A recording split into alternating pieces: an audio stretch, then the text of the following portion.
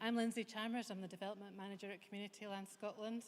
I'd like to welcome you along to the launch of the findings and recommendations from the Community Ownership Hub, Glasgow and Clyde Valley. I've just got a couple of housekeeping things before we get into the programme. So first of all, there are no fire alarms planned for tonight. So if you do hear a fire alarm, you can exit either through that exit there or at the back, and the muster point is just across the road there.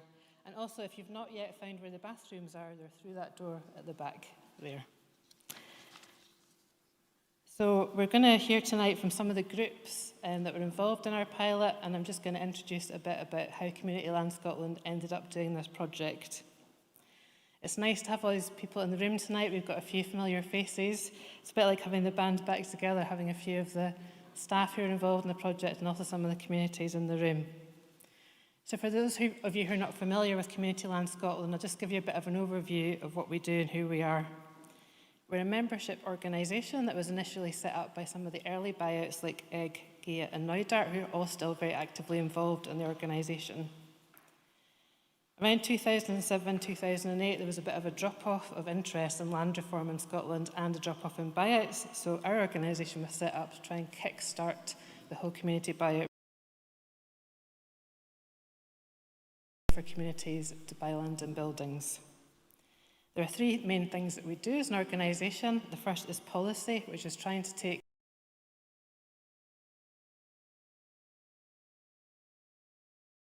communities to do what they do.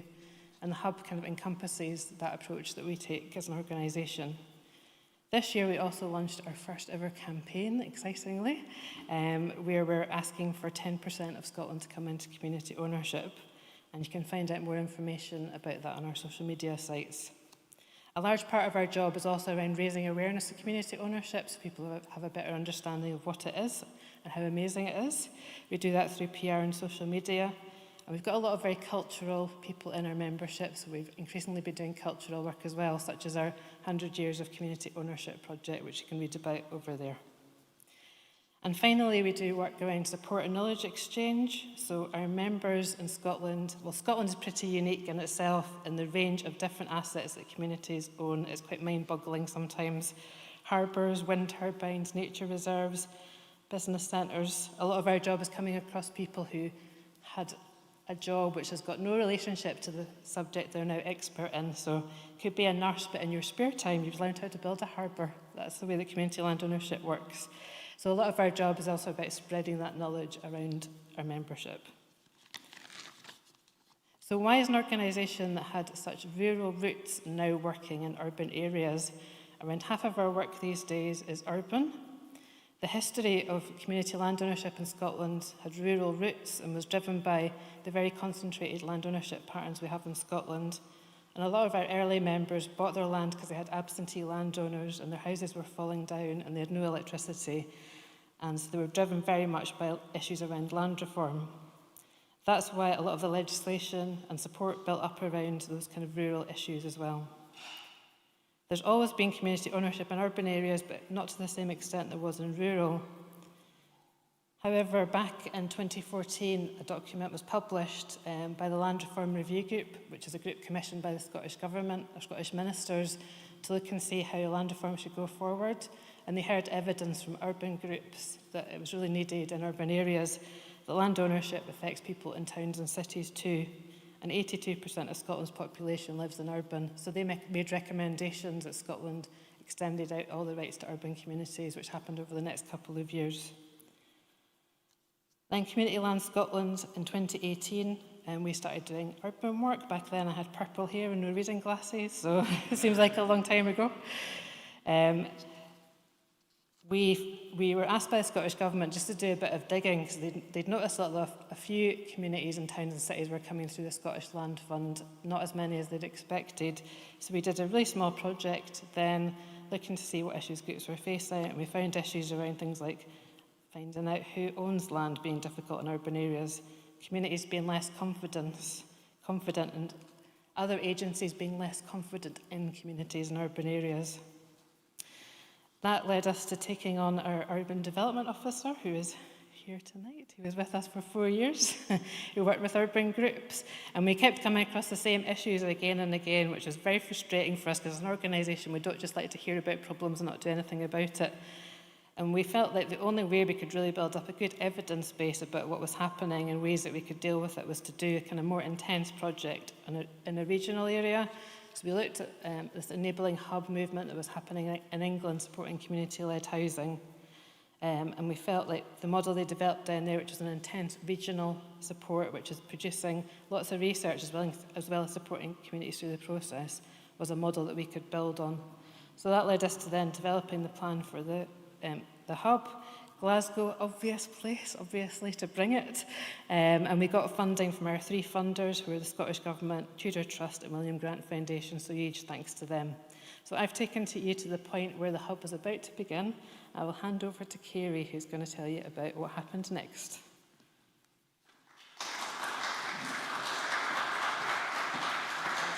Very bad job of going through the slides.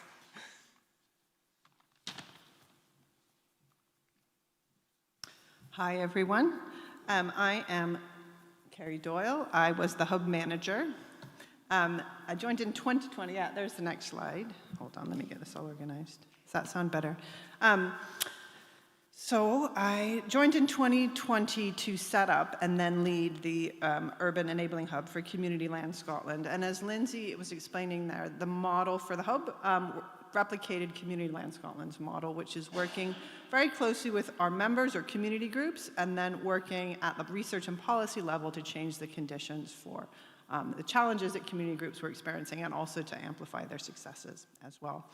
So we were working directly with groups and then using our Learning to Change policy. It was a team with 2 staff, me and Heather, and I'm guessing most of you know Heather as well. Heather was responsible for working directly with community groups, and I was doing the research and policy work. The structure of the hub, as we set it up, was as a one-stop shop. So Linsay's work and Christina's work before the hub had identified particular challenges around early stage groups. So there was a sense that there was interest in urban buyouts, but additional challenges. So we wanted to target those early stage groups, so we set up a one-stop shop where people could come and explain the buyout that they're interested in or ask any question at all, and we would give them referrals, make sure that they were on the way to where they needed, and help them where it fell within the expertise of Community Land Scotland. Reflecting Community Land Scotland's history in rural areas, we primarily support groups who are looking for buyouts from private landowners, because those were the buyouts in rural areas, as well as promoting community right to buy and a couple of tips and tricks on community right to buy. So with that approach, we very quickly moved into what we ended up calling sort of a relationship-based or community development-based approach to supporting community groups. So we opened our doors in 2021. I'm looking at Heather and she's keeping me right still. And very quickly there was a huge level of interest. These are just emails, when I say interest, phone calls, people asking about projects, and could they buy things? Could this be a community buyout? And the range of inquiries were really wide, and it became clear that we needed to work closely with people to understand the nature of their questions. So sometimes people already had a buyout, maybe they were already engaged with a community right to buy team or something else, but in other cases, there were long sort of tangled stories that we helped them untangle and understand how they could move forward for a community right to buy or an asset transfer or whatever it is that they needed. We would help them on their way. So we were helping people where they are in an intensive way, working in quite a lot of detail. The work was also data-informed. It became clear to us, again, when people are bringing quite complicated land challenges, that we needed to understand who owned the land, because that would influence the route to purchase, what available information might be very relevant to their purchase, so whether the land was on the vacant and derelict land register, whether or not there was a planning application, all these kinds of things. So we developed a data-informed approach where we helped people understand all of that complex processes to move them on with their buyouts. And it was an action research approach. So when we came across something that seemed really tricky and also opportune to work on, we would do research on that and move things forward to try and make things better or just amplify successes. So some examples of that are our work on ownerless land, and I know there's 2 people here from the KLTR who are working on that. So we picked that opportunity up early, and it was great to see that moving forward, and Heather's still working on that. Another example is community right to buy. It was clear to us that there was a lot of interest in community right to buy, and we're going to have 3 community members joining us after me. I can't wait to hear from them, and they've all been involved with community right to buy in some way, so it'll be really interesting to hear their perspectives on that as well. And on the basis of their experiences, we started digging into community right to buy, doing research on that. And last year, the Scottish Government committed to reviewing community right to buy. So you can see there's a process there of digging in depth and responding to the things that we met on the ground. One more example is linking community land ownership and planning. People would sort of roll their eyes at me when I say that because I'm a planner, and they're like, you would say that. But the 3 people who we're going to have talking about their stories tonight, they all were involved in planning things. In fact, that was, from some of them, their entrance into the idea of proactive community land work was involved in the planning system. So next slide. How we worked with groups. This is a graphic on the process. It's in the report, so you can have a look at it. Really what it demonstrates is the in-depth nature of the support we provided to groups. We ended up calling it enhanced support, which was focused on building relationships and explaining needed technicalities and providing ongoing support as needed. The level of interest from groups was always much higher than expected. As I said, I think in the end we helped 113 groups over the 3 years of operation who inquired about at least 125 sites, and those are sites that we did analysis on. So there's a huge level of interest there. It was higher than we thought. There were some surprises on the types of projects that groups were bringing forward. A few of these I wanted to highlight because they counter misconceptions sometimes people have about urban community land ownership. There was always, from the start, a high level of interest from people who were living in areas suffering from poverty, as measured by SIMDB. 70 of the groups we helped are in the top 20 SIMDB, so that's well over half. That gives you a sense there. Community groups were always interested in privately owned land. There was a presumption maybe that community groups in urban areas are only interested in things held by public bodies. Definitely not the case. Community groups tend to be interested in the land that's important to them, regardless of the landowner.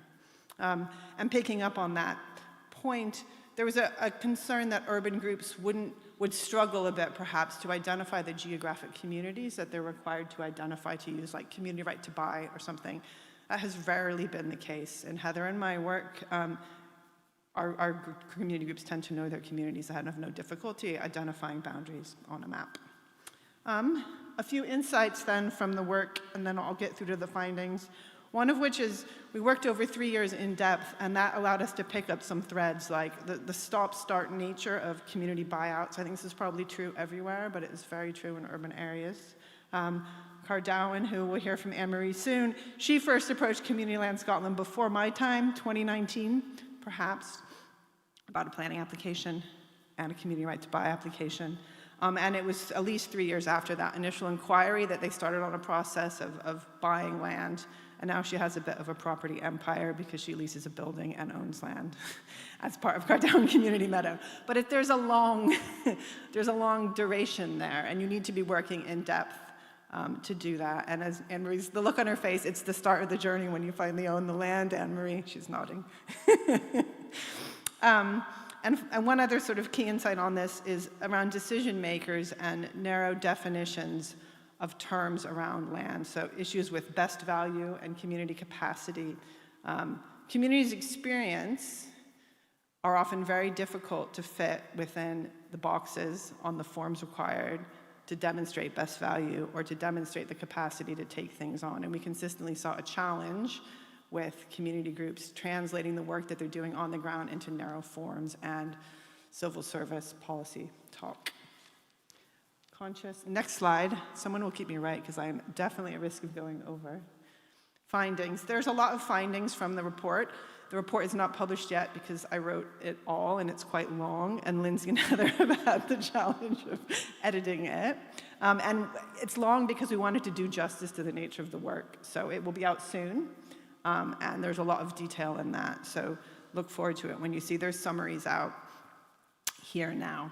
So some key findings. There's a huge level of interest in urban community land ownership and urban land reform, which of course is more than community land ownership. There's lots of successes that communities have delivered, but there's also need for much more work. That is so clear from the hub work, from speaking to communities, doing buyouts in urban areas. But currently, there's not much happening in the land reform world on urban things, and there's nothing in the land reform bill on urban communities, which is going through Parliament right now. In terms of urban and rural distinctions, so urban and rural communities tend to have similar motivations about buyouts in terms of addressing the needs of their communities, but there are some big differences, particularly in terms of the process. So there's less long-term capacity building support in urban areas. There's like a level missing from governance. Compare that to a situation in the Highlands and Islands area where Highlands and Island Enterprise has been providing that support for 20 years. It's just a very different situation, maybe apples and oranges there. And what that leads to is longer journeys, more fragile projects, less support. It's more difficult. There's also a pressure to save things in urban areas. So instead of community stability and new opportunities, which tend to be the motivations for rural buyouts, urban communities are trying to save things, like community centers and green space, but those are financially difficult in the long term.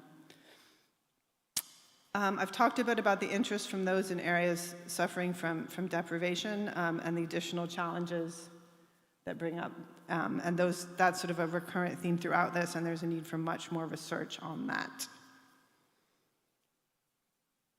Thanks for the next slide there. As I said, communities tend to be interested in sites with a local connection regardless of the landowner, but there are also a range of top-down proposals by landowners of all types on communities who aren't necessarily getting what they wanted, and they're worried about saving things, maybe not even in a position to know what they want. There's some evidence here and some examples of leases and things being offered to community when the community isn't proactively addressing that themselves. Yep, great. So picking up on point 8 there then, urban communities are diverse, and there's a range of practice for supporting new Scots and for engaging across the diversity of urban Scotland. But there's also risk of exclusion from community land ownership processes for diverse groups. It's something that we've picked up on. There's ongoing research on this. And it intersects, of course, with poverty, creating some really difficult situations in some case. It's not something that we managed to solve in 4 years, but we always felt strongly that we needed to highlight that and tag it as a key outcome from all of this work. Another key finding is the confusion over all the different community land powers across planning and land reform. And we did work on local place plans as well, trying to link that up to community right to buy, to asset transfer. What is the difference between all these things? How does common good land fit in? It's a very complex situation, and we think it could be more functional and clearer for everyone involved.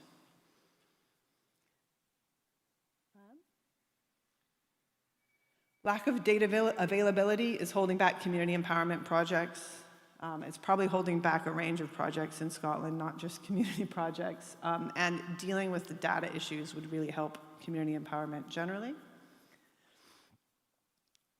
There are also specialist skill gaps across the existing support network for community land ownership. This is something that the hub trialed, so we had a support framework where we had flexible funding to help with things. And some of the specialist skill gaps we identified, and the groups here can talk about them because I know they were involved in this process. Early stage community engagement, so Heather had the great idea of getting flexible funding to community groups so they can buy the nice biscuits when they hire out the town hall and pay properly to turn the lights and the heat on. And you know what? We can meet without that, but it's nice to be able to do that. And community groups feel like they have empowered and that their events will go better if they have a bit of support. So that's an example. Legal advice is really important to have available for the range of things that are thrown up throughout the process. There's some gaps in, I'm sorry, Tony, we can have a chat about this, the SLF funding, and I haven't vetted this with Linsay, so it's not officially Community Land Scotland perspective. But for example, and again, Anne-Marie can talk about this, but if you get stage 1 funding and something is thrown up that you're not expecting, there's not maybe enough flexibility there to deal with things. So there could be a more flexible system that would address uncertain and complex situations. There's gaps around landowner chasing and community right to buy, which Agnew Lane can talk about. And I say landowner chasing, I mean advertising for absentee landowners, which is required for community right to buy. So then a final point is just around vacant and derelict land. There was a huge level of interest by community groups in vacant and derelict land. 64 of the sites that we surveyed were vacant and derelict by some definition. That's over half of the inquiries that we analyzed. Those are probably a very small portion of those would be on the official register, which is only for larger sites and has to be certified by the council. So community groups are generally struggling to use empowerment legislation to address these sites, but there is a lot of them, and communities are interested in community-led approaches. There tend to be complex issues here, so there's more work is needed. There's issues around data availability, and I was happy to hear from the KLTR team today that they're looking at that. There's issues around community right to buy on these sites, and there's not funding for these smaller sites at the minute.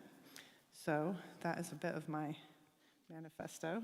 And now we get to hear from the community groups themselves. Are you going to do an intro, Heather, or just call them up? Okay.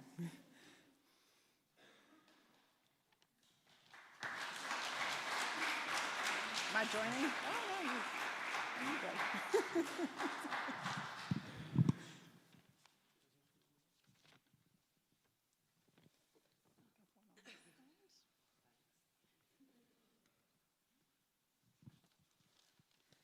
Hi, everybody. So I'm actually going to let the groups introduce themselves because there's nobody that can say better about what they do than the groups. I've been working with most of these groups for over 2 years, some longer than that. And so just to start us off, I'm going to ask each of you to tell us a little bit about your organization and what it is that you're doing. If you just push the button on the bottom, that'll put that one right on the bottom.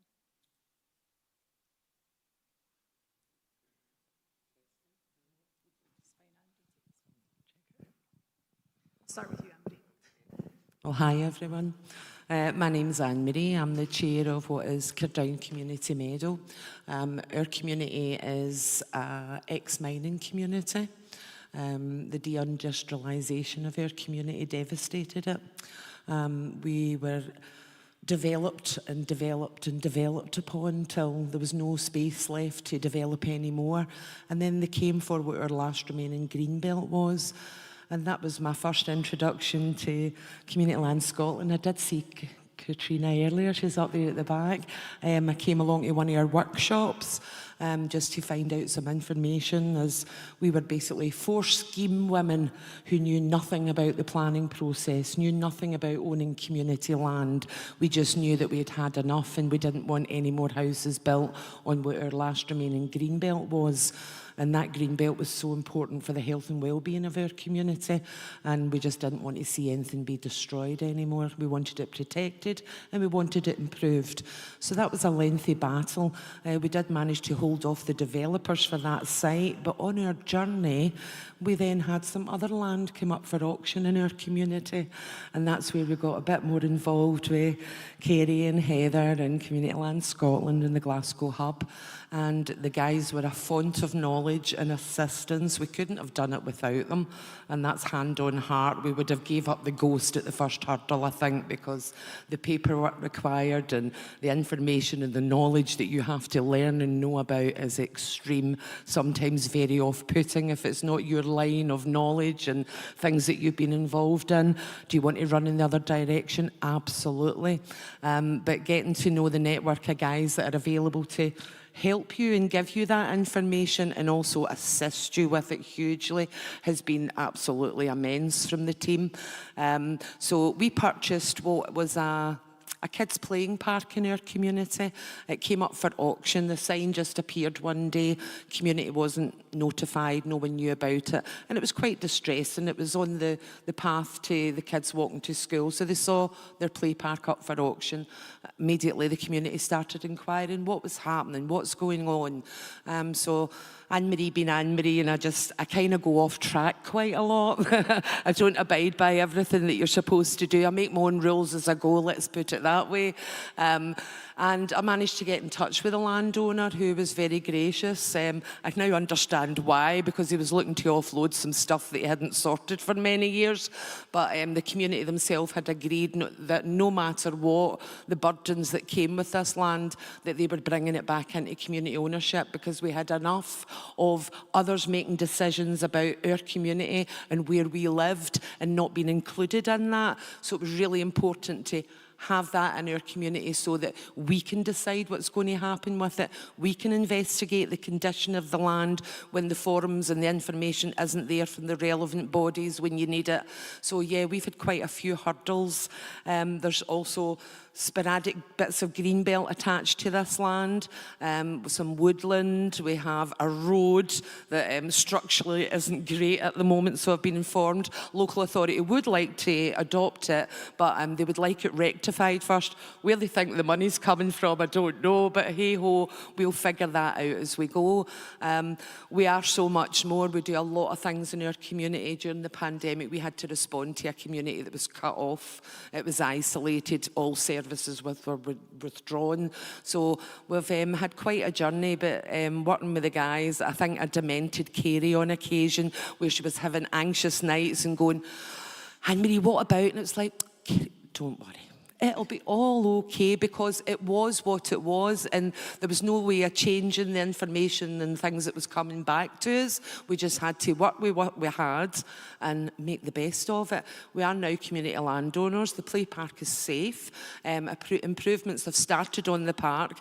We did have a successful round 1 application with the Scottish Land Fund, and again, the paperwork and everything that came with that was a big demand on our community. It was things that we had never had to deal with before. But with the help and the knowledge for the guys, again, we managed to achieve that. We got stage 1 funding. We processed in the journey. Unfortunately, we didn't get stage 2 funding. And again, that was due to a lot of information not being available. We did get the information after it. So we'll not have a dig at Tony, but we'll say, well, maybe if there was like a wee extension that could have been given to the communities that, you know, information that wasn't available to them straight away, you know, or even the right to appeal the decision that yous have said no to round 2. Just things to think about that's to help communities and those seldom heard voices. And you want to engage in community empowerment, and you want to encourage communities to buy the land. So the supports have got to be there to help communities like mine. I best shut up because I could rabble for hours about it, and I'm going to pass the mic.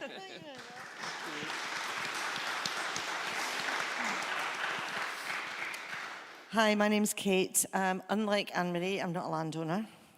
I represent the Crescent Green, which was formerly, let me get this right, Friends of St Vincent Crescent, Conservation Area, yes, Conservation Area, but too much, so changed to Crescent Green. In St Vincent Crescent in Finniston, there are three bowling greens along the Crescent. One of them was sold off to a developer. And it was felt that we really didn't want all 3 being developed, green space being developed.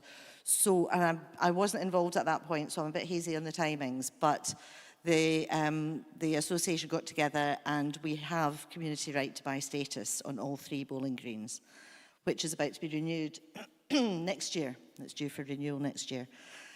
In the meantime, on the one that was sold, we are in negotiation with the developer. The developer has put in, I think, 3 planning applications, all been refused, to build flats on the site. And we are proposing buying the site from them to create a community centre. It's the details hazy, but the building is still there for the bowling green. So it would be a community hub, possibly something like a community garden with a community centre attached to it, but definitely a community space to retain that green space in the area.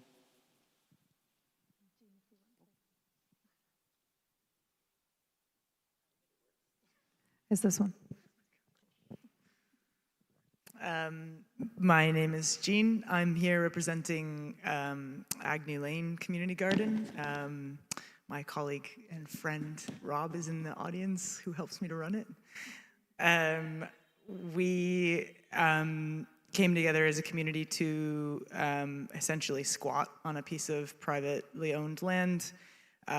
There's an absentee landlord, although I'm not sure if he'd be classified that specifically, but he purchased the land in 2007 and has had several planning permissions on the land, but never done anything to it. So we took it upon ourselves to build a garden up from nothing, just from free materials from the streets, and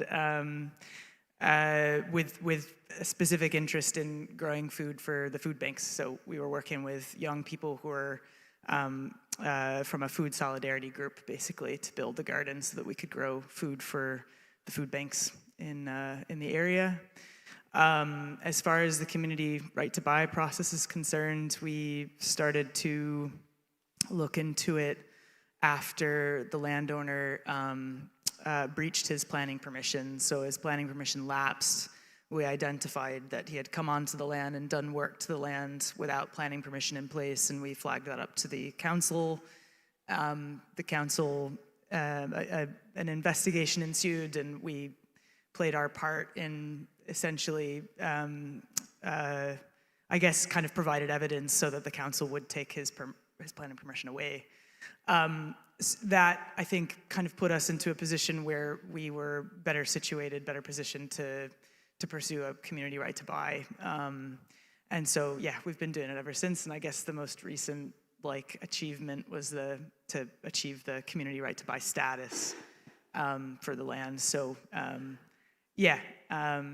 that's it. So we are just going to have sort of a general discussion round about the different areas of work that you guys have been doing. But I kind of want to start, obviously, we've spoken a lot about one of our findings being that we have diverse communities coming to us. So I want to understand a little bit more about your community and what that looks like, because you are from different areas. Obviously, we've got South Lanarkshire, we have city centre, we have Southside Glasgow. So kind of what makes up your community, and how did you choose that community, or did it choose itself? Maybe, Jean, I'll come to you first. Sure. We're in Govan Hill. The community is high on the index of multiple deprivations. The land itself is actually not as high. It's next to a very kind of deep red area. So our sense was that, a community garden would be probably best for that piece of land, because it would provide, upskilling opportunities to the community, positive, effects on people's mental health and physical health. Also just the idea of there's a lot that kind of comes with, establishing a garden, a lot of benefits. And so the area itself, I think it's in need of community garden or community land that is open entirely. A lot of the garden land or garden space that exists in the area is all fenced off, or, there's, 100-year wait lists for allotments. So we thought that was kind of, a real reason why to do it. What about yourself, Kate? I think our community is geographically is absolutely set. It's a conservation area. It is prescribed postcodes, so that's geographically it's fairly set. The community itself, Finnieston, West End, feels, quite affluent, but actually, there's quite a lot of commercial properties within the area, so they're not really included. And also we have quite a transient community for some of it, a lot of students, a lot of rented properties. And we have everything, from students to pensioners and everywhere in between. So economically quite diverse, and definitely age-wise diverse, but geographically absolutely set in tablets of stone. Well, I didn't pick Cardown. Cardown picked me. I was born and bred. So I'm known as a true Cardonian. Yeah, our community, as I said, it's ex-industrial area, ex-mining community. We have quite a diverse community as well, with the extensions that have came on to what the original boundary was of Cardown. So we have a more affluent area, which is over the bridge, but the services stop at the bridge for Cardown. So again, it's finding that representation. If the stats were recorded appropriately, we would fall into those SMID stats, but the way that the stats are worked, it's absolutely diluted. It doesn't give a true representation of what our area experiences, which is another battle that's in hand. So yeah, there's lots of trying to identify who we are. We feel that the community has been culturally disseminated, everything's been taken away. It's the identity and everything of the community that's disappearing. I think that's why we got so passionate about the play park when it came up for sale, because it is the old pit head of the community. And if you don't know what a pit head is, it's mine shafts that are now buried under the land, and it's where the men of the community went up and down to work, some of them not returning. So historically it has, and it means quite a lot to the existing community that is still there, and we're now working on our heritage of that area. We have some fantastic signage and information boards that will go up into what the play park is. We've been working on that since making the purchase. They're almost at print and ready to go, which has been fantastic, and it's also you learning a wee bit of knowledge about your area that you maybe didn't quite know you thought you knew. We've had different working relationships, the network that it opens up to you and the people that come into your journey. The Eco Museum, who are now recording lots of historical walks in our area and things as well. So yeah, we've got quite a diverse area, and we've now getting all our ducks in a row and expanding our board, expanding our members and making it work. Thank you so much. We're going to move on and talk a little bit about one of my favourite topics, one of Carey's favourite topics, which is community right to buy. But we have some groups here with real experience, and actually, Anne-Marie, I'd forgotten that you'd started out as community right to buy, and we had some fun with the paperwork to begin with at that. So you've also got experience of that. We've just come a long way since then. So we are going to talk a little bit about the different experiences. And Kate, maybe I'll start with you, because obviously you have 3 community right to buys registered just now. We do. And you're about to go through that process of re-registering. We're about to, yes. And sadly, this is not going to be very useful information, because none of the people that organised the original right to buy live in the area anymore. So the people that are now we're having to sort of reinvent the wheel. So we may need advice, because we are now having to, I think it's February or March next year, I think, their community right to buy needs to be renewed. So I can't really talk to the original process, because I haven't been able to speak to the people that actually went through it. But as far as I can make out, it all went ahead. I think the time-consuming bit was getting around the community and talking to people, and just that the footwork involved, and the time, more time-consuming than difficult, I think, is the feedback I've been getting. Anyway. But that's from our end, not so. Any support we had, I've only heard positive things. So.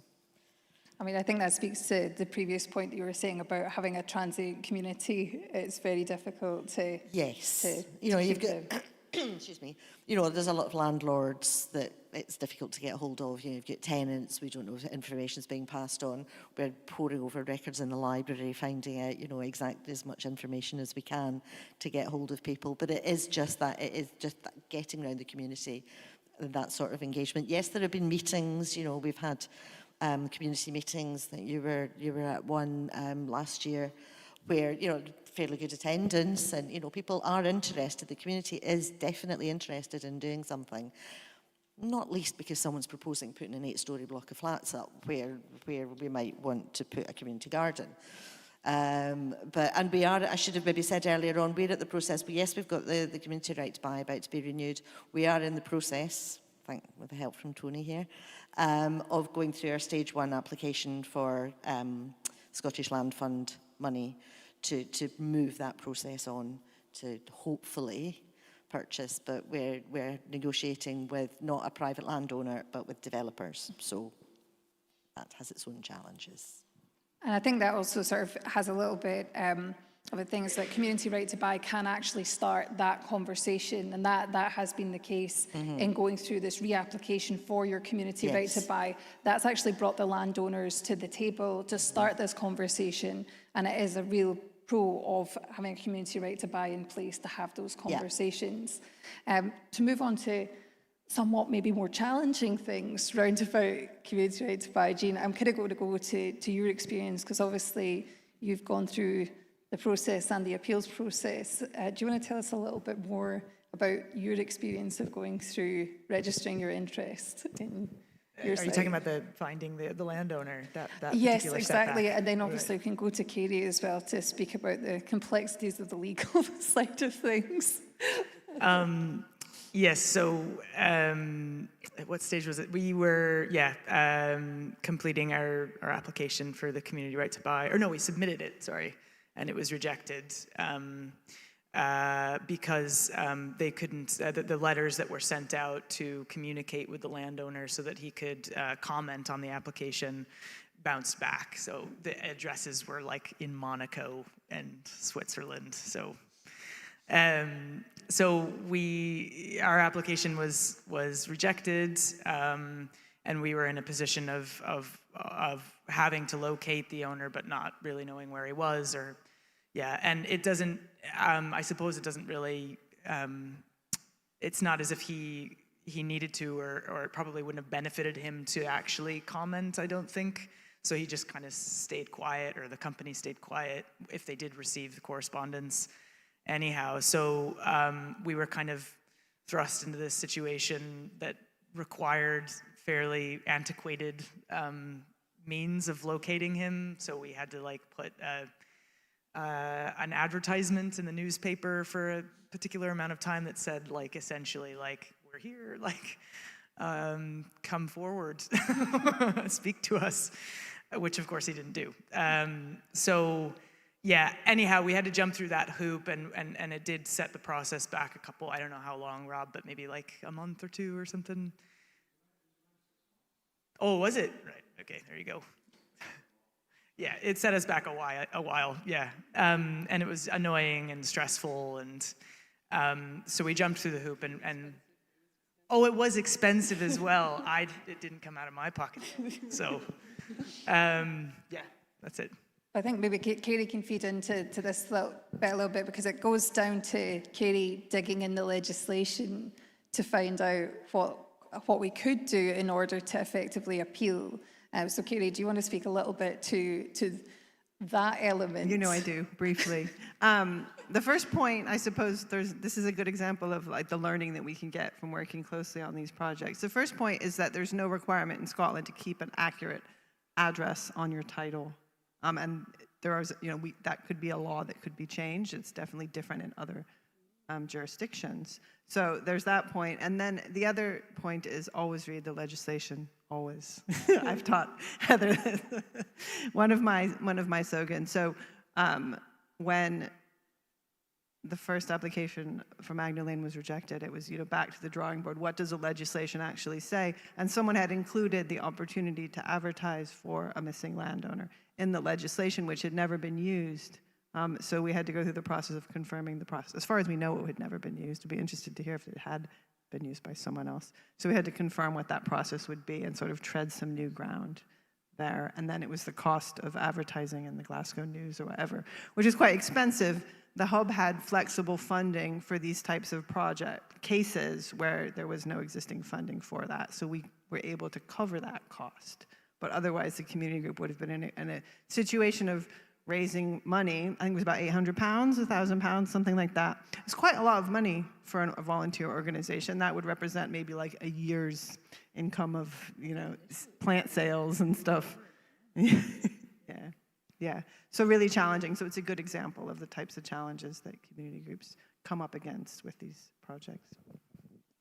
And that kind of fits nicely then into the challenges round about land data, because all of our groups here have experienced some challenges, whether it be in finding titles or in sort of understanding the planning and how that associates with who owns the land and what you can do with the land.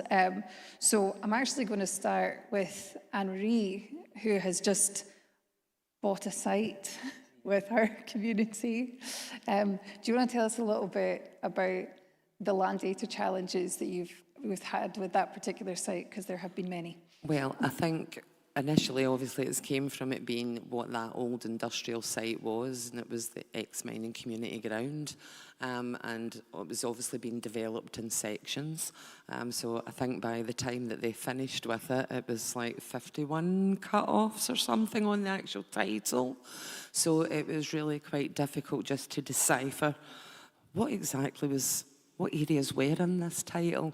Still some discrepancies even at this point in trying to map and identify the exact areas that are included. Again, the condition of the land and not being able to access the information that should have been held by other bodies and wasn't available to us, couldn't be traced, couldn't be found. So we didn't get relevant information that we needed in the timeframes that we had to complete the purchase. So again, the decision had to be made that we would still proceed. I think we were fortunate enough that the agreed price was within the budget of the community, and obviously all the exceptional costs that do come with that, and obviously the supports that are available by accessing the network that you guys have. We were able to continue through and make that purchase and bring it into community ownership. But yeah, I think being able to, as an ordinary member of the public, because that's what I consider myself to be, none of this is my line of expertise, so to find that information first of all is really quite, whoa, it's a landmine in itself, to be able to find what you need to find and what you need to know. And then obviously the conditions that are attached to it, the burdens that come with it, the historical access for different organisations that have things on that land that is part of your title deed. So yeah, there's a lot of learning as well still to be done, and we're just taking it a day at a time just now. Also factors are another thing that's attached to this land, who recently we've had to start looking and delving into this. I know we had the discussion before about factors and how it's, you know, it's 51 cut-offs on this site, so how many factors are we actually having to deal with? We've identified, I think, 8 at this point. Some of them declaring that they have contracts, some of them saying no, some of them saying that their contracts are now ended and that they will not be maintaining certain parts of the title. So yeah, we've got lots going on with it. I want to just jump quickly over to Carey actually as well to dig into that, because it is a very complex title. When Anne-Marie's talking about cut-offs, it was never very clear from the title that we were given. It was just odds and ends, and so we've never seen a complete title for the site that Anne-Marie has purchased. So I'm going to pass over to Carey, because she did a lot of the digging into this particular site to kind of understand the complexities. Yeah, no, it's another great example of the types of challenges communities are coming up against, and how, you know, policy could help. So to draw out some examples from that, so Anne-Marie's, the title that Cardown Community Meadow purchased was called a residual title. I think there were 99 split off. Anne-Marie, you can email tomorrow and remember.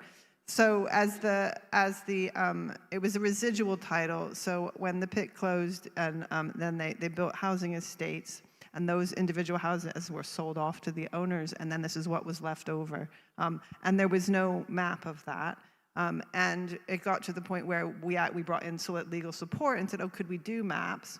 But the price of purchase was so low that it wasn't worth paying someone £20,000 to do detailed maps of this. But that introduces uncertainty. So from a funder's perspective, they don't really know what it is that they're buying, which you can appreciate that uncertainty. But from the community's perspective, that's your land. I mean, it's for the community to have a different perspective on that. And then to make the leap to decide to purchase it with that inherent risk. I mean, there's a lot to be said about that, but it's the data question there. I think we could probably do a bit better on that. Two more points on this, Anne-Marie, and then I'd be interested to hear what you say. I wanted to pick up the point about when you were getting quotes to do the geotechnical studies for what became the pit head. I mean, you knew it was the pit head all along, but it was a play park, so people didn't necessarily know it was a pit head. When Cardown Community Meadows started ringing around to get someone to come and do these studies, they were getting nowhere because I think you probably didn't know the right things to ask for. Because when you're ringing up a geotechnical services consultancy, you have to ask for particular things. And if you're not asking for the right things, you're not going to get to the right person, and it's dead end, isn't it? Yeah. So they tried for a few months, I think, to get that expertise, and then in the end it was, ripping the hair out, and then Heather and I started, okay, let's talk this through. But we realized that, and that experience is probably replicated in other communities where they're thinking, how do I fix this roof? I don't know who to call, and I don't know what to ask for. So how do we build that type of capacity to bring people in to do that? It was very difficult. I mean, we were on the phones and we were trying to get that engagement from companies to come and do what we thought was the asks. And we didn't know the terminology and we didn't know the appropriate language to use.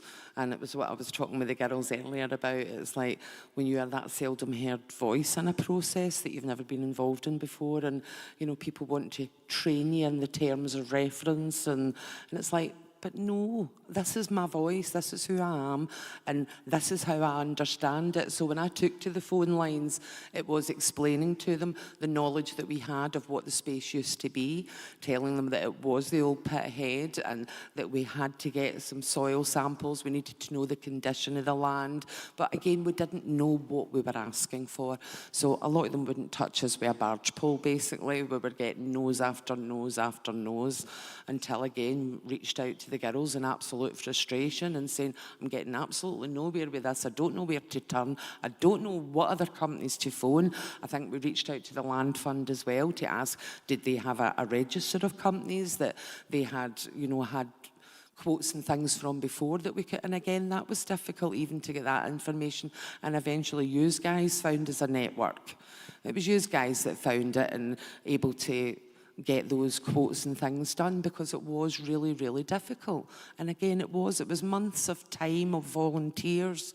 And I think if there was that list of approved organisations that can do these kind of things that can maybe be handed out from the Scottish Land Fund when you first have that interaction, that they've already approved lots of different grants. So there's obviously companies within those grants that they have approved their information that they're relaying to them. So why not have a directory available that can go with that application, so that as a volunteer in your community trying to go through this process, you're not spending endless months of pointless conversations that are getting you nowhere, when that information could be readily made available to you. Yeah, that's a really good point, Anne-Marie. I'm going to come on and touch a little bit on planning, which it adds into a point that's come up in our findings. There's often a lot of confusion between all the different processes and also how they interact with planning. But I'm going to come to Jean, because Jean actually came to us through Glasgow City Planning Department, and that's how your referral route was. So what was it you were doing with the planning system that then ended up, I know you've touched on it briefly at the beginning, but just if you could give us a little bit more detail around about how the planning system ended you up in a community ownership process, that'd be really interesting to hear. I guess I kind of don't understand the question. How do you mean, so obviously, how we found you guys? Yes. So I came from Glasgow City Planning, to which you'd been discussing issues there, and then they referred you over to us. So how did you get to that stage? Oh, right. Yeah, I spoke about it a little bit before. The landowner had come onto the land and had cut all the trees down, and then leveled the land for foundation, starting to pour foundations. And I can't remember who it was that identified that the planning permission had lapsed, but we figured it out. And then we contacted the council to report that there had been a breach in planning permission. And I don't know, I don't recall who actually pointed us in your direction necessarily, but we were I guess probably would have contacted you for advice on how to manage that investigation and being a part of that investigation, and just really just kind of reading through all of the jargon, because similarly none of us do any of this type of work, in our own job. So it's like hard to decipher what's necessary. And so, and it was like amazing to find an organization that could like essentially just define everything for us in simpler terms and kind of like point us in the right direction. And I think that was probably the start of our working relationship, was you guys kind of guiding us through the process of that investigation into the breach of planning permission. It was really helpful having a former town planner as part of our team to give us some direction in different planning elements. And I think it also is where the hub really benefited was from having connections with different organisations. So it was actually the Glasgow City Planning Department that gave a referral over. We're quite fortunate in our organisation. We have a couple of little terriers who are really good at keeping an eye on what the developers have got up their sleeve, or when yet another planning application goes in. So that's quite good, and they keep on top of all of that and keep everybody informed. We have tried to keep the council as involved in our discussions. The last time was it the last time that we met with the developers, we made sure that there were a couple of representatives from Glasgow City Council there. So it is just about a discussion. I was about to say keeping them on side, that's maybe not fair, but it's about keeping, that we understand their priorities as a planning department, they understand what we're trying to do, and just trying to keep that discussion, that dialogue going, I guess. And, we're getting there, hopefully, we're still talking. Carey, I don't know if you want to come in on the planning challenges and community ownership, because I know it is one of your favourite topics.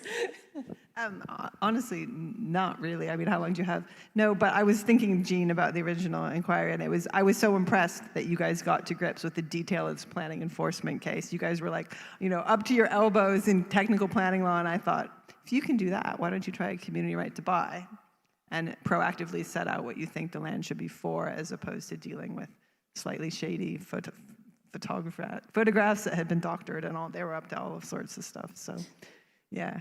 But I think there's a piece there around communities building capacity and expertise, but also switching between fighting off some type of development which you don't think is appropriate, and engaging in the planning system in that way, and then switching to what you're for. So, or Anne-Marie's journey about, the green belt and the green space, and now managing land for the community proactively in a different way. So it's that switch, and that's very much what land reform is about, in community land ownership, and that was always the line from Scottish Government. I don't know if there's anyone here from Scottish Government, but this is about being proactive about land, not fighting off things inappropriately. So you can see that in all these examples, which is really nice. Definitely. I'm going to move back into speaking about your communities again, because obviously community ownership is very much about understanding what your community needs. And so obviously you need to go through some processes to understand what that is. So we're going to go into a little bit about your community engagement, and I'm going to come first to you, Kate, because I know you're going through this process now as you're doing this reapplication. So what's your community engagement process been, and how's that working for you? So we have, luckily, a fairly geographically defined area, but as I say, the challenges of getting hold of some of those people are a bit interesting sometimes. But the whole process started off, I believe, with the organisation just sitting and brainstorming. What do we want to do? How do we want to go about this? What are our thoughts about how we might involve the community? There has been interminable door-to-door stuff, people just literally pounding the pavements, going round, talking to all the local community, telling them about what we're thinking of doing, letting them know that we're considering purchasing this piece of land, and to involve them, find out what they want to do. And there have been a couple of community meetings where we've invited the community along, and literally it's been stickers on bits of board. What would you do if we bought this? What would you want it to look like? And there were all sorts of suggestions. And it's still not set in tablets of stone, because we haven't bought it yet, but it will be a community asset. I mean, that's absolutely a community asset. I think there was talk about, maybe allotments, which, great, but kind of that benefits a few, not the whole community. So I think the feeling was a community hub, because we've got the building, bit of disrepair, but it is a brick and slate building, which is, as far as we know, structurally sound. It's been ransacked for, there's not a floorboard to be seen or anything else, but it's been stripped. But it is still there, so that would be a community hub. But so there's a lot of discussion about what would we do with that building, what would we do with the land. It's about 1/3 of an acre, so it's not massive. It's a bowling club. It's bowling club sized. So it's not a massive area, but there is, something we could do with it to involve the community. Has an educational aspect to it, has just a health-giving aspect, green space, somewhere for the community to meet, somewhere for people to come and do whatever they want to do with it. It's, as I say, not set in tablets of stone. So those discussions are ongoing. We are, at the moment, going through the process of applying for Scottish Land Fund money at stage 1 funding. And with that will then come, once we've done a bit more of a feasibility study and we know physically what we can do with the building, physically what we may be able to do with the land, then there will probably fairly soon be, and because we're going through the community right to buy process, renewal, there will be inevitably soon be a fairly major community event of some description that's not organised, it's not set yet, but there will have to be. Yeah, so for the Crescent Green as well, one of the things that the Hub did to work alongside them was actually to think about this process of re-engaging the community, which is why we went from being Friends of St Vincent Crescent Conservation Area to the Crescent Green, just to make a little bit more of an accessible name that the community can get on board with, and for it being a specific project. So there's still, the official name is still the long name, but we've now got a trading name which makes it easier for people to access. We created a little bit of a brand identity as well so that people can engage with it differently. So it has, that process is definitely underway for you guys. Oh yeah, definitely. Because that was part of the last community meeting, was not only to ask people what they wanted to do with the land if we got it, but to launch Crescent Green and to, and the whole kind of brand of Crescent Green was launched then. Anne-Marie, I'm going to come to you just now, just to think about, obviously you've just purchased your site, and as Carey alluded to, you've also recently taken on a lease, which is a wonderful shop front that is called the Happy Hub. I have been to visit, and it is a wonderful space. If you're in Cardown, get down there. So obviously you've got your plans to the site, and it's going to take a little bit of time to get everything up and running the way you want. How are you keeping your community on board with the plans for the site and what they want to see happen with the site? What are you doing to keep them with you along the journey? So with us recently gaining access to what is a community space, having a shop front in the actual community to be able to engage more with the community. I mean, initially we engaged with the community by knocking on doors. I mean, we set on foot and out on the ground and chapped every door in our community to inform them of what was happening, about land getting put up for proposed planning developments, land going up for auction, having community engagement events, community emergency meetings, having decisions by raise your hand, do you want us to go ahead with this? We ain't got no time for the paperwork to fill in and all the rest. Put your hand up. Do you want us to buy this and take it with the burdens that come with it and deal with that further down the line? Absolutely. Hand count, yes, let's go. But yeah, I think during the pandemic, I think that also allowed us to build a lot stronger relationships within the community, and those bonds of old, I suppose, that life's got busy, that you're maybe not engaging the same. Everyone's sort of, the fences get higher and everyone's sort of going off and doing their own thing, and the same sense of community didn't really exist. I think now having the community space is bringing a lot of people back into the fold. We've recently extended our board, you'll be happy to know. We have gained some great expertise that exist in the wider community who want to come on board and want to help and want to get those lines of communication working better. So at the Happy Hub recently we got funding from a growth pot funding that was available, and Spread the Happiness is the project, and spreading that happiness is by basically bringing information to our residents. I mean, I think we are all aware of social media and the keyboard warriors that exist, and oh, that's not right and this isn't right.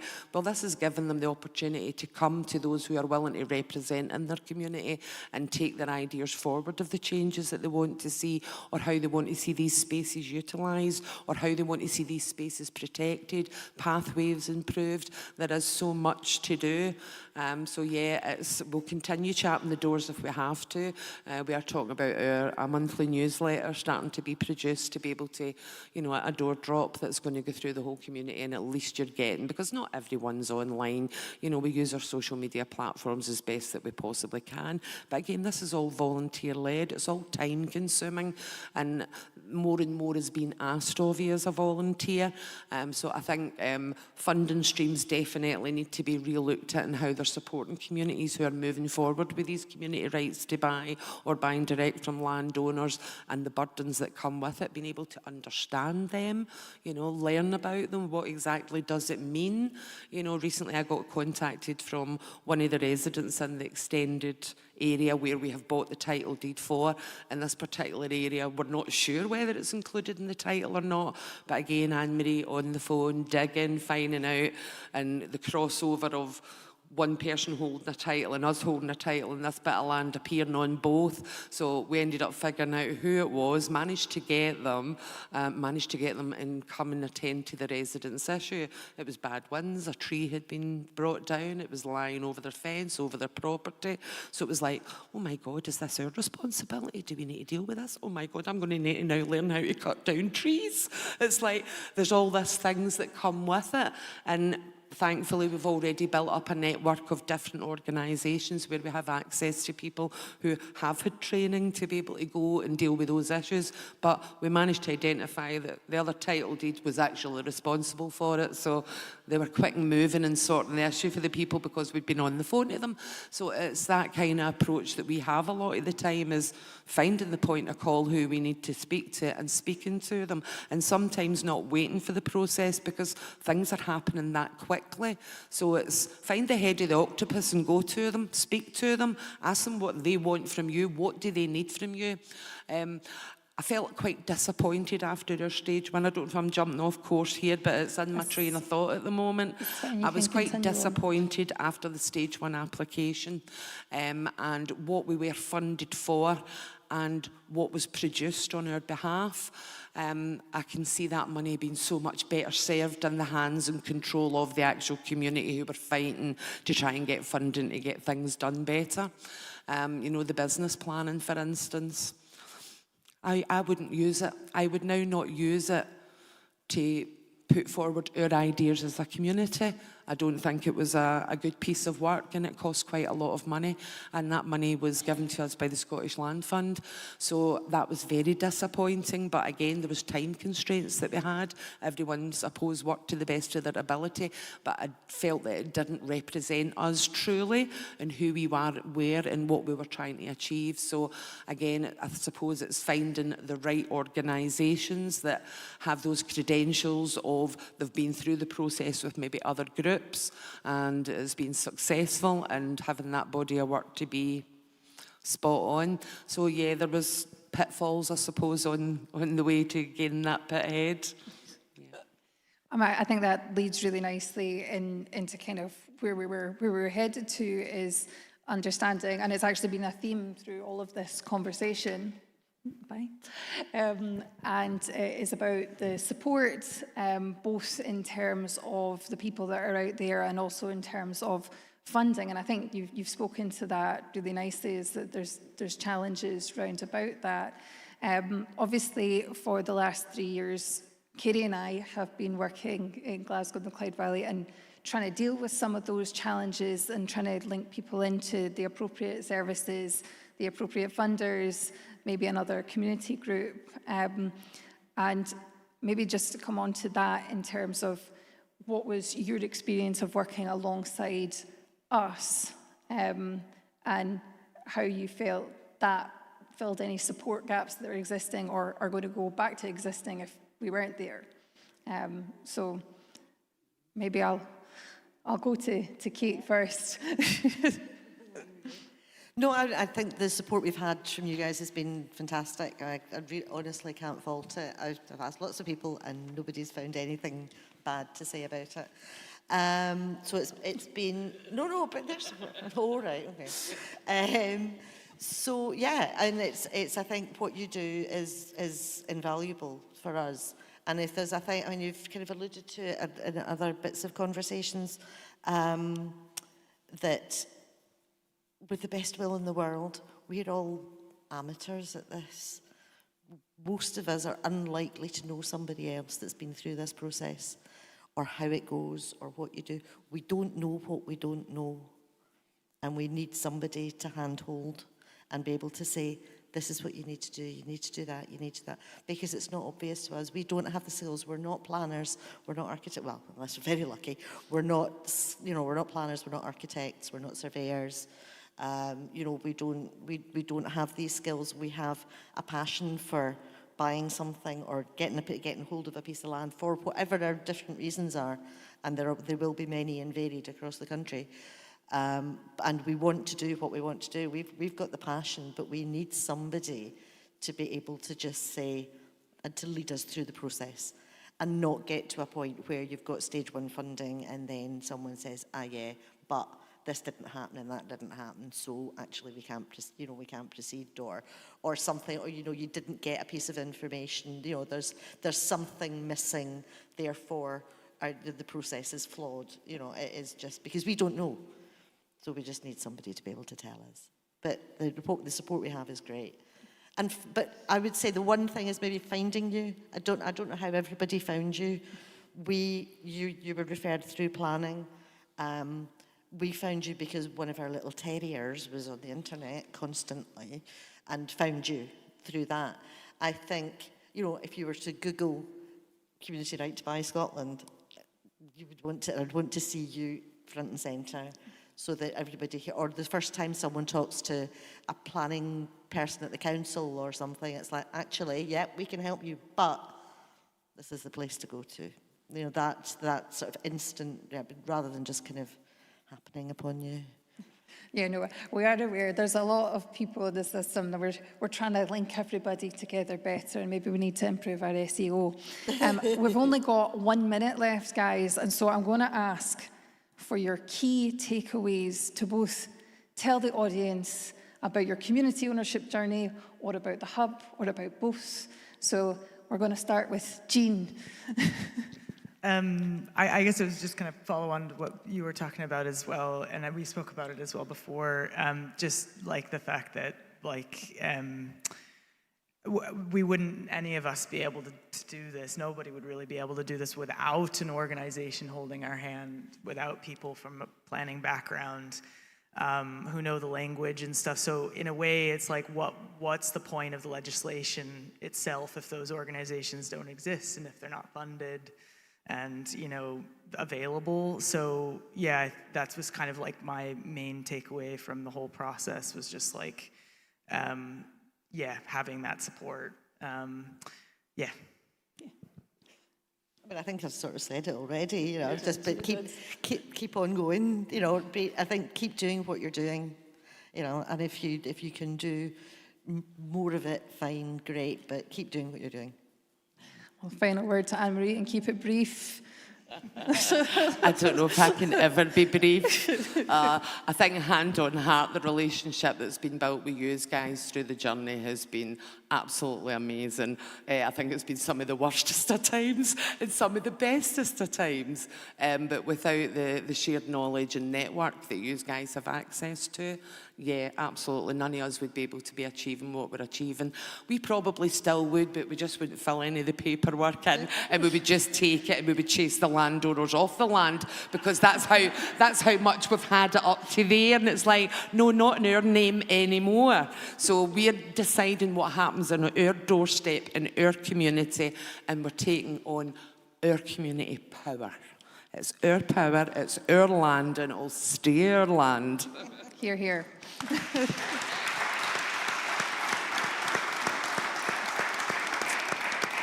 Okay, I'd love to say a big thank you to our community groups for being involved. Anne-Marie, Kate and Jean, and obviously Carey, thank you for being here.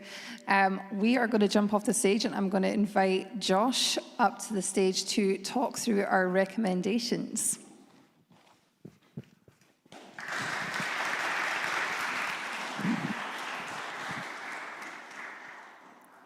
Thank you.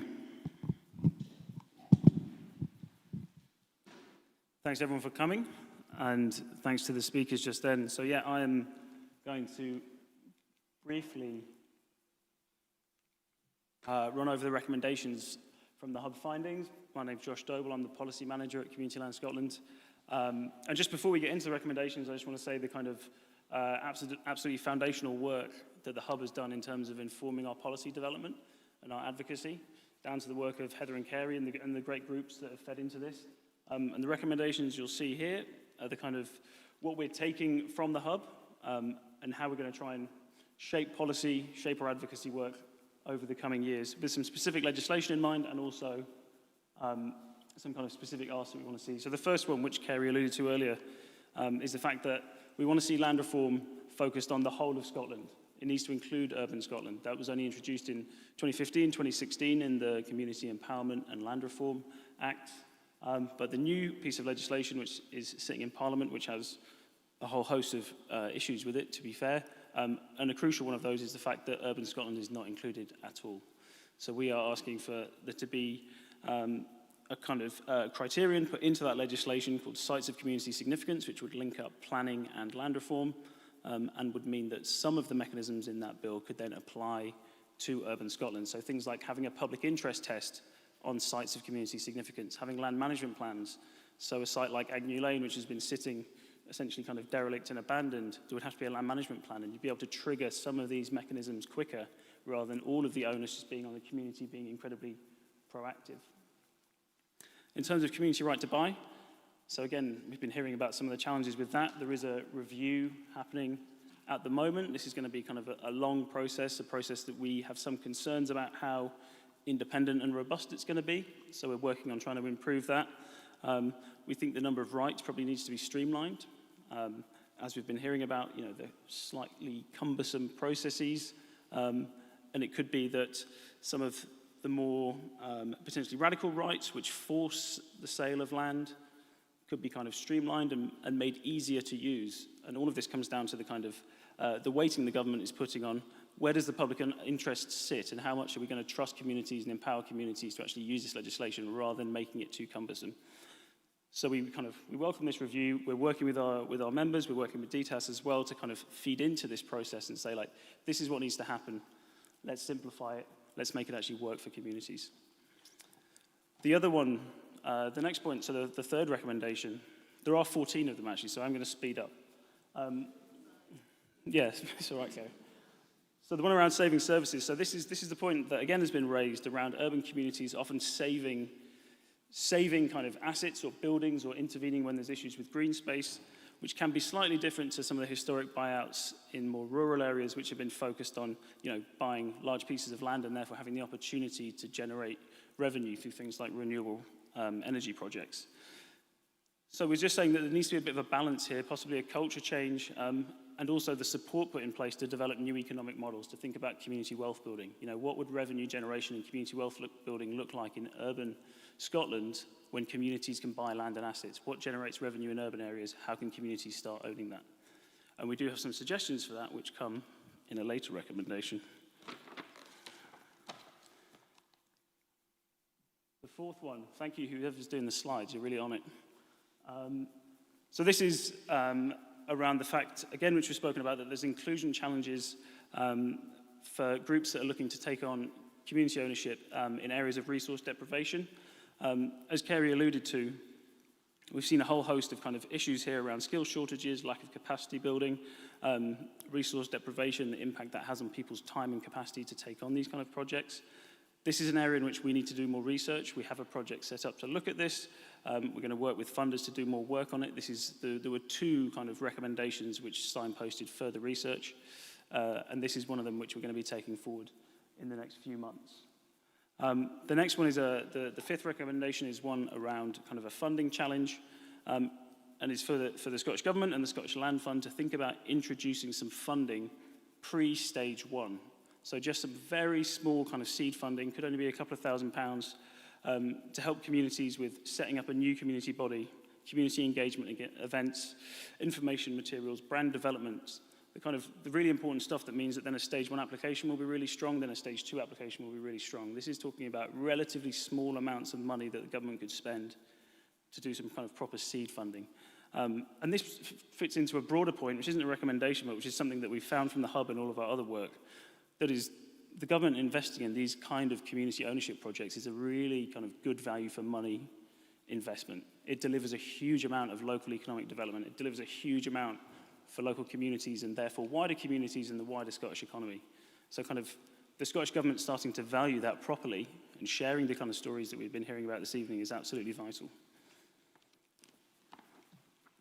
The sixth recommendation, again, was spoken about earlier, and this is about this Scottish enterprise. So we've got Highland Islands Enterprise, South of Scotland Enterprise that are kind of geographically focused. They have a community empowerment function, a community support function within them, which helps communities on a community ownership journey. Scottish Enterprise, which would cover the Central Belt and some of the more urban parts of Scotland, doesn't have that function within it. So this is a very clear ask to suggest that Scottish Enterprise should have that kind of community support, community empowerment function built into it. The seventh is about community asset transfer, and particularly the kind of cultural challenges that exist within public bodies and local authorities to try and get them to understand community ownership better, just like I was saying about them kind of valuing it, seeing this as a way of developing their local areas. So this is, public bodies recognizing community ownership as a robust model, not inserting like unrealistic clawback clauses to try and take ownership back because there's a perceived risk of the community taking ownership. There's also challenges around, parallel systems being set up. So People Make Glasgow Communities programme, which has caused quite a lot of tensions that we've heard about in the Hub. Maybe there's a case for not necessarily more intervention from central government, but central government indicating to local authorities that this is a line of travel that needs to be gone down and that they should be supporting communities. So it's about instilling that sense of faith in community action all the way down the kind of, not all the way down because it shouldn't be hierarchical, but all around the kind of governance systems of central, local, and community governance. The eighth recommendation is that there isn't a need to move away from the community of place or the community of geography model, which is developed in Scotland for land reform and community ownership, and which is quite distinct to Scotland. Although there can be quite a lot of interest from communities of interests, there are clear avenues for them to go down to become communities of geography, to become democratically representative and access current funding and rights. So there isn't a need to create further fracturing within the kind of community ownership model. The ninth recommendation is around diverse groups. This is another kind of further research action, which, again, the Hub found evidence that there were particular challenges for ethnically diverse groups in using the legislation. It's something that we need to look into, and again, is something that we should be publishing kind of like autumn, winter this year. The next one is around post-acquisition funding. So earlier when I was talking about communities being empowered to take on assets that generate revenue, we want to see kind of, again, seed funding for community landowners taking on assets which generate significant public benefits. They can act as delivery partners in the public sector and take on kind of like significant revenue projects. However, major funding such as the Regeneration Capital Grant Fund, Rural Tourism Infrastructure Fund and the Strengthening Communities Programme have all been cut. So we've been putting forward a proposal working with organisations such as DTAS and Community Energy Scotland and Scottish Communities Finance for a national community wealth fund. So you've probably all heard about GB Energy, huge amount of renewable investment, ScotWind, the kind of billions of pounds that are going into the renewable sector in Scotland. We're suggesting that there should be kind of a top-level slice, should be cut off that revenue and fed into a national community wealth fund which could distribute money from the renewables revolution around the whole of Scotland. So you could have locally placed community benefit if you have a wind farm in your area, that's perfectly reasonable, but the amount of money being made is so significant that there needs to be a way of capturing that nationally. And actually this would mean that rural communities who are often dealing with some of these big infrastructure projects are benefiting from it, but urban communities as well are also benefiting. We're all paying the energy bills which are making this profitable. You know, there is a really strong argument for this, and we have clear ideas, such as this post-acquisition funding, for how we can get that circulating back into the economy. So we'll watch this space, we'll see. We'll see if government's interested in that, but certainly some of the developers are more welcoming of an idea like that than you might think. The 11th recommendation about the integration of planning and land reform is kind of connected to what I said earlier about land reform, the land reform bill, and this is about having a mechanism for sites of community significance and local place plans, and how we could actually start seeing local place plans, sites of community significance, and land reform legislation all speaking to each other. This will require proper funding and support and capacity development to do local place plans, which can ask a lot of communities, if anyone here has had to deal with them. I know this is one that's close to Carey's heart, and I think there's a lot of work that could be done with the planning system and national planning framework to kind of really build land reform, or not land reform by the back door, but using existing planning mechanisms to really deliver land reform if the land reform legislation's not quite getting where we want to be. The 12th is a relatively clear one, and is one that was spoken about by the groups this evening, and this is the kind of access to data and the fact that transparency, a clear land register, knowing who landowners are, knowing what the title deed says, knowing what the boundary of the land is absolutely vital. And communities should be able to access that data for free, not have to pay it. Even if it's a relatively small payment, it's still a hurdle. You know, communities in England don't have to pay. Why should communities up here if we have this bigger kind of community empowerment agenda? The 13th, penultimate recommendation, is about the KLTR, the King's and Lord Treasurer's Remembrancer, a phenomenal name. Their ownerless property transfer scheme. We have two colleagues from there tonight, which is great. So we want to see increasing engagement with this scheme, which is a potentially exciting way of getting ownerless land into community ownership, starting to see ownerless plots, which may well be vacant or abandoned, actually brought into productive use and brought into community ownership. You know, they're here tonight. They're going to be speaking at our AGM. You know, we really want to see this relationship develop, and we think it's a potentially really exciting project, which we're really supportive of. And the 14th and last one, which is kind of connected to that, is about vacant and derelict land. So as it stands, the kind of small vacant and derelict sites, which are often blighting communities in particularly damaging ways, are kind of too small to access the funding mechanisms, too small to go on the register, and we just need to see reform to that. If we're actually going to start dealing with vacant and derelict sites, we need to make sure that communities are in a position to take ownership of them. We also need to see things like compulsory purchase orders being used properly by councils, so that maybe councils take ownership of these sites if it's not appropriate, or it will become a burden for a community to take that on. So those are the recommendations. Those are the kind of things that we're going to be working on. And my thanks again to Carey and Heather for all the work that they did in putting these together and in feeding into the kind of ongoing policy process that we have. We've now got a bit of time for some Q&A before we wrap up, about 10 minutes or so. So if Heather, Carey, Linsay, who will be better placed to answer most of the questions, unless it's about the land reform bill or community right to buy review, should come up to the stage. I don't know if you want, yeah. So we've got about 10 minutes for questions if anyone has a question. Would you like this one?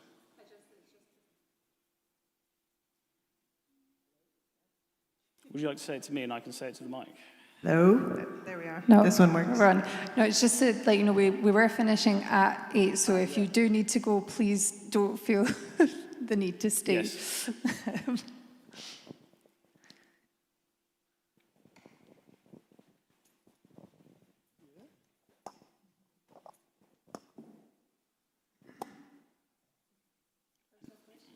If there's no questions, that's also great. No, David? Oh, no, go on. I have a question. So, relationship built with Heather and Carey and the other guys at the hub. And then when we finished our process, unfortunately, Carey's funding was cut. and is no longer with the hub. So that's an extreme loss for the hub that I see it as someone with an expansive knowledge that has helped all of us guys sitting here and many more, I'm sure. So why was your funding cut? And who cut it? And are they here tonight? I'm going to answer that by saying, I mean, it's an absolute pleasure to bring my skills to the community land sector. And maybe what I'll say is, when I started, I felt like I had to convince people that planning was relevant, and I think that's clear now. Planning is relevant to all this, so that's great. The good thing is, Anne-Marie, there's many other people in the sector who have those skills as well now, and so there's a lot of expertise which extends well beyond one person. And I'm still sort of in the sector, so I'll send you an email tomorrow, Anne-Marie. Yeah, I mean, I miss Carey on a daily basis, and her knowledge. I'm like, oh, that question, Carey would know the answer to that. So, I mean, the project was initially set up as a pilot project, and I think we always knew in the beginning that it would be hard to get funding to keep it going. It's just the way that funding works, unfortunately. We'd love to keep providing the level of service we've been able to provide. Just really glad one of our funders gave us an extra year, which allowed us to keep Heather on. Hopefully we'll still be able to keep Heather on after that, but I think it's just the nature of the wider funding environment, unfortunately.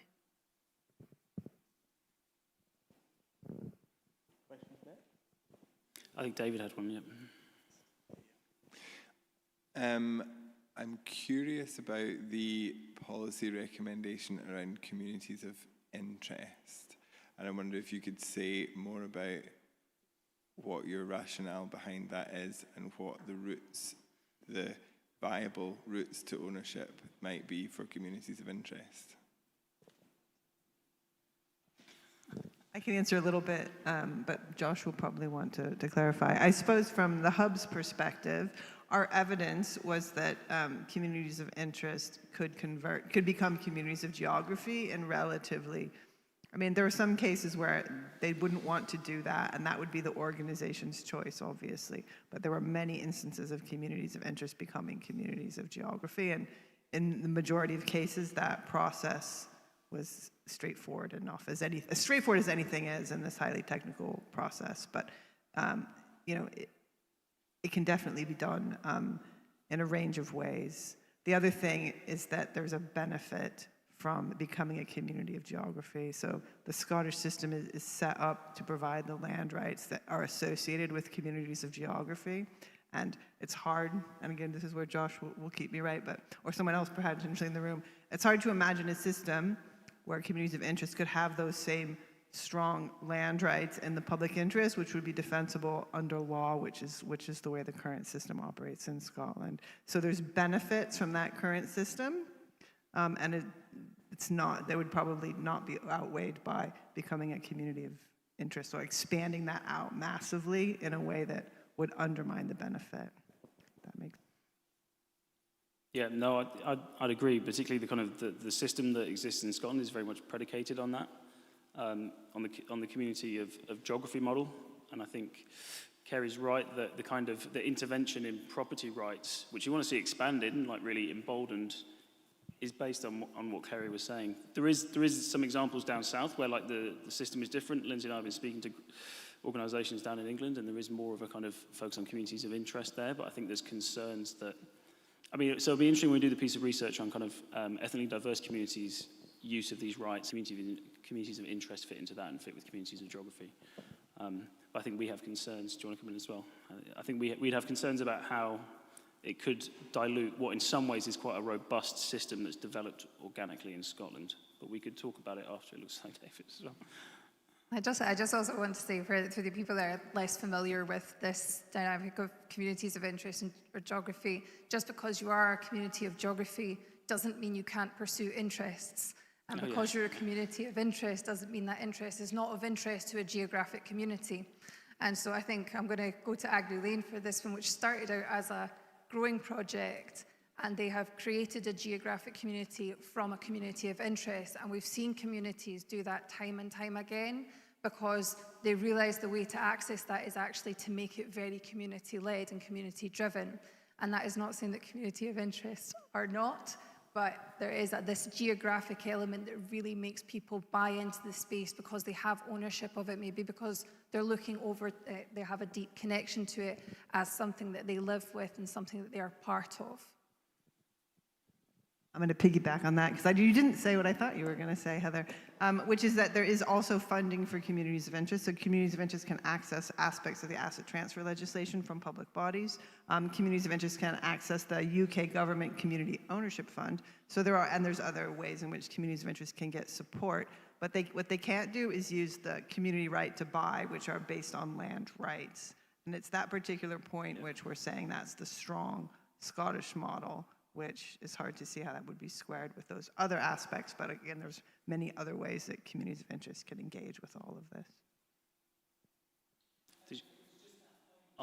That's it. Yeah. Communities of interest and communities of interest.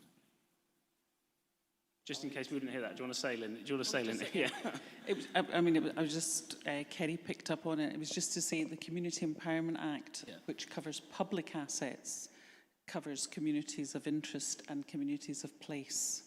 And actually, if you represent a community of interest that isn't eligible under the Community Empowerment Act, and it's a local authority asset, local authorities are covered by a different set of regulations that they can transfer assets to bodies of interest without reference to Scottish ministers. So there is a framework of rights over public assets as opposed to the community right to buy. And that's Linda from Development Association Scotland, if you don't know her. And this is a good example about how you can quickly get into the technical weeds on all of this, which is why it's important to have good networks and be talking through all the nuances here. Have we got any other questions? We've got time for maybe like one more if anyone's got anything they want to ask. Two, or we've got two at the back. Thanks, Gavin.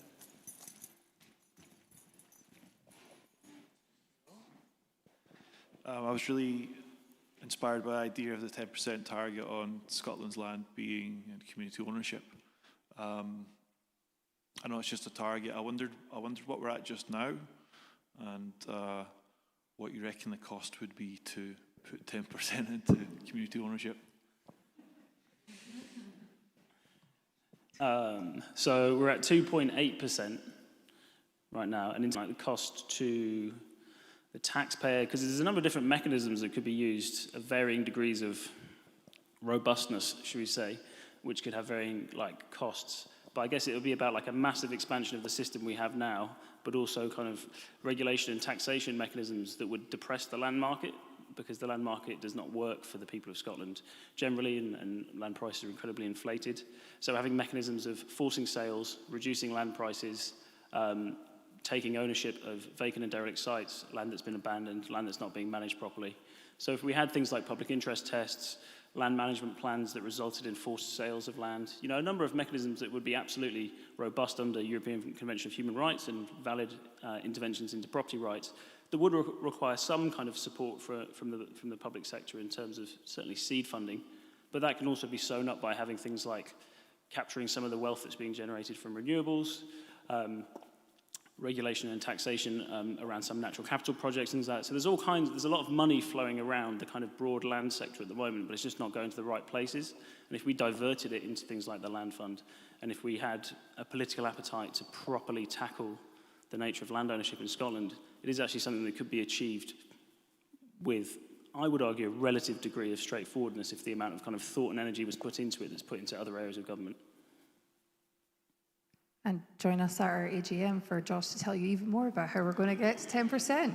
Yeah, I've had even more time to just rabbit on about that. Do we have one more question, and then we should wrap up? I should say we are also going to go to the pub afterwards if people want to carry on some conversations. Hello, I've got two questions. One easy one and one a bit complicated. The first one was, say, the Crescent Green. I was just wondering, to do your renewal and your CRTB, are you having to do the petition again? Because that's a big undertaking. To do the petition again for the registration, because your petition is only valid for 6 months. I'd definitely recommend doing it before the clock changes. Because when I was doing our one, Burston Regeneration Group, it was dark and you don't like going to people's doors and there's vulnerable folk. And then they're like, who's this strange woman? Anyway, the other question is, we're a bit stuck because we were trying to buy contaminated land and SEPA won't give us the info because it's a criminal case. So I just wondered, is there some way that the Scottish Community Land Fund could act as a go-between or have a policy where they could tell you some sort what we need to know without ruining a case? Is it even possible? I'm joining you at your board meeting on the 4th of September, and so we'll chat about that then. Yeah. No, it'd be good to know. Thanks. Great, so just before you bring things to a close, I just want to invite Mike Staples up, who is our board member and Chief Exec of South of Scotland Community Housing, who's got some flowers, not for... Thank you. Thank you, Josh. Carey.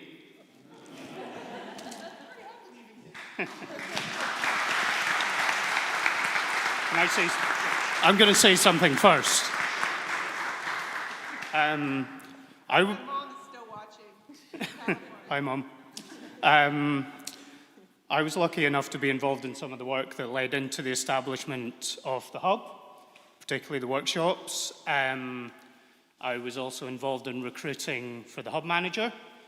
Clearly, we did a really good job. I think tonight has shown that an incredible amount of work has been done over the 3 years.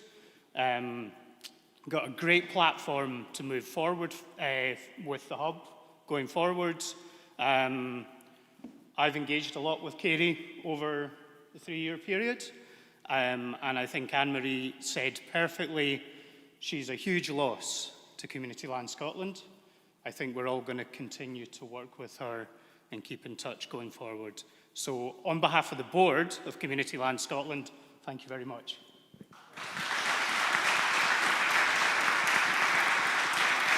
Very briefly, the job was an absolute joy, and that was largely to the board and the staff of Community Land Scotland, but mostly to the community groups who are amazing, and you saw that tonight very clearly. So thanks to the community groups.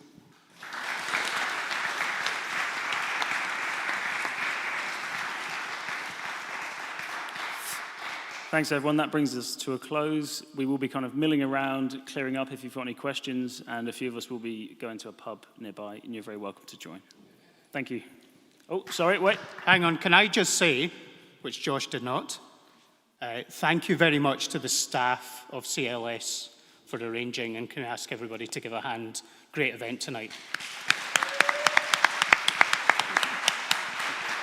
You can say that.